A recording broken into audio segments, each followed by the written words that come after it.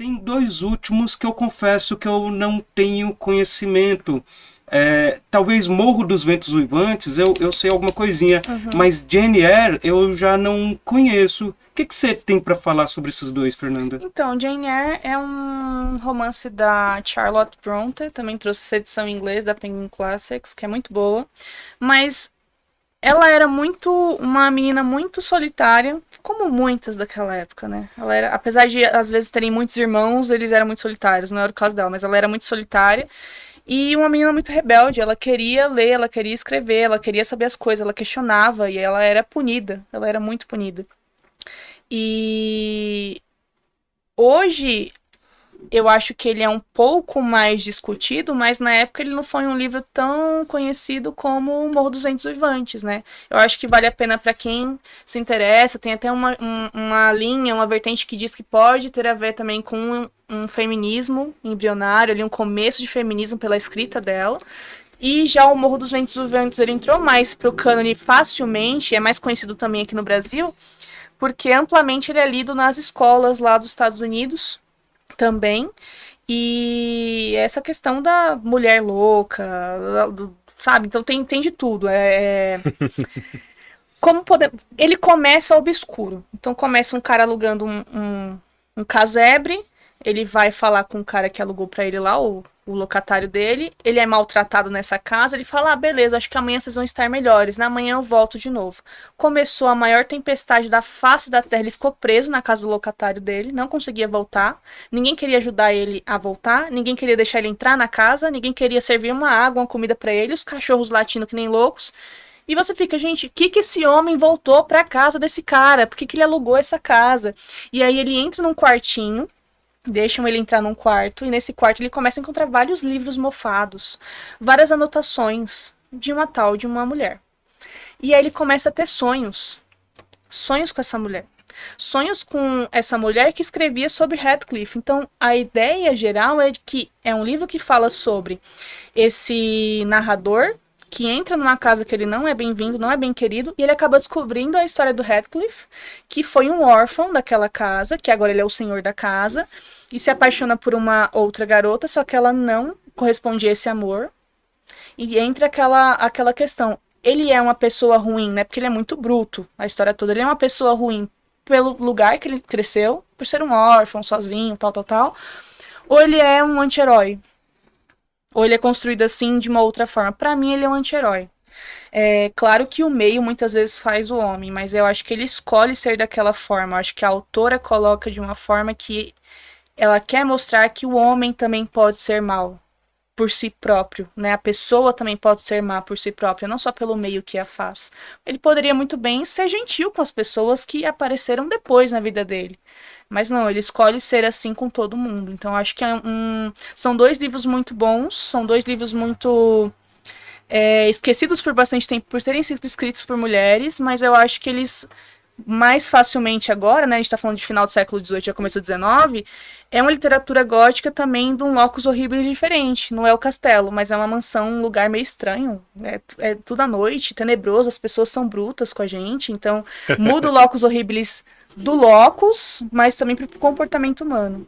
Isso lembra um pouco a Mansão Bly, né? A série da Netflix, que se passa numa mansão também, tem essa participação importante das mulheres na série, né? E a mansão ser um lugar, um dos personagens, né? Sim. Assim como em O Cortiço é o personagem principal, a Mansão Bly é a personagem principal também.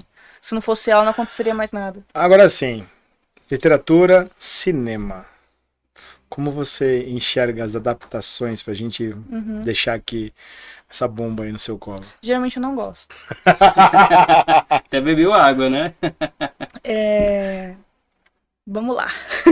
São duas plataformas diferentes, né? Eu acho que escolhas têm que ser feitas na hora do roteiro que devem ser muito difíceis. Eu imagino como deve ser difícil pro roteirista.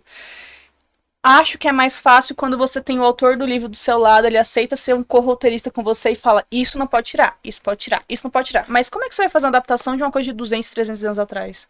Então, acho que tem muito a ver com a percepção, geralmente, infelizmente, hollywoodiana. Então, isso é o que eu estava pensando, porque o livro tem muita intimidade do autor, né? Exatamente. O filme já tem uma indústria ali. É uma indústria por trás. Gerar lucro, né? Tipo assim, eu tenho que vender. Eu tive eu coloquei um dinheiro nisso e ele vai ter que me dar lucro. Então, escolhas são feitas, geralmente escolhas não tão boas, de acordo com o autor, porque ele não quis dizer aquilo, mas como é que a gente vai consultar esse cara? Mas tem que ser vendável, né? Então, quando você é fã de alguma coisa, vou falar uma coisa que eu não sou muito fã, porque eu não assisti muito, não conheço muito, mas eu gosto, Senhor dos Anéis. Acredito que quem assista a adaptação queira morrer em relação ao que acontece nos livros. Tem muitas coisas parecidas? Tem, mas eu acho que adaptações para o cinema sempre vão perder. Dá uns 2 episódios. Isso, 2 episódios. Sempre vão perder. Quem sabe, né, o pessoal deixando bastante joinha aí, deixando os comentários legais, né? Fernanda, volta aí pra gente falar de cinema, né? Eu acho que eu é vou importantíssimo. Rende um bom assunto. Nós estamos jogando você na frigideira nesse momento. Agora. Mas temos ali uma cadeira. Podemos colocar uma cadeira ali. Né, exatamente. Ó, nosso tempo já tá, né? Mas só para terminar, das minhas obras que eu já li, assim, que eu conheço preferidas, talvez porque me tocaram mais na adolescência, é realmente Frankenstein, não à toa tem até a tatuagem, Sim. e O Médico e o Monstro. E para você, qual que te admira mais? Meio que você já falou, né? Assim, por mais que eu adore a figura do vampiro, eu acho que Frankenstein me conquistou muito, porque é um livro que eu já li. Eu acho que quando a gente lê quando a gente é adolescente, pega muito a gente. O que a gente assiste quando é adolescente também, às vezes é um filme ruim, desgraçadamente ruim, mas você fala, eu gosto dessa narrativa porque você tem alguma afeição por ela, algum outro tipo de sentimento. Mas Frankenstein eu entendia que era um bom livro, assim, quando eu li, quando eu tinha 17 anos, eu fiquei, poxa, esse livro é diferente. E aí eu reli, eu falei, nossa, esse livro realmente é bom. Aí eu fui atrás de saber a história, então eu acho que pra mim, além de ter sido escrito por uma mulher, a maneira como ela coloca a ciência pela primeira vez na literatura, a maneira como ela mostra uma coisa que deveria ser horrível, não sendo tão horrível assim. Então, eu acho que ele é diferente no sentido desse monstro fazer a gente ter empatia por ele. Muito bem, e você, Tir, rapidamente? Eu fico com os vampiros, né? Desde a adolescência eu tive aquela fase meio gótica, né? Ali nos anos 90. Todos e eu nós. consumia literatura vampiresca, jogava Vampiro à Máscara em mesas de RPG, partidas de 12 horas. Assim, os vampiros sempre foram meus prediletos, assim. E eu gostei muito dessa última adaptação, né, do Nosferatu. Achei que foi muito bacana. Gostei muito. gostei, Eu gosto senti muito medo. do diretor, eu achei que o diretor conseguiu capturar a essência literária no personagem, mas Anne Rice, fantástica, acho que ela é a escritora que a gente mais critica e mais gosta de ler, excesso de detalhes, mas uma narrativa fantástica. Também acho.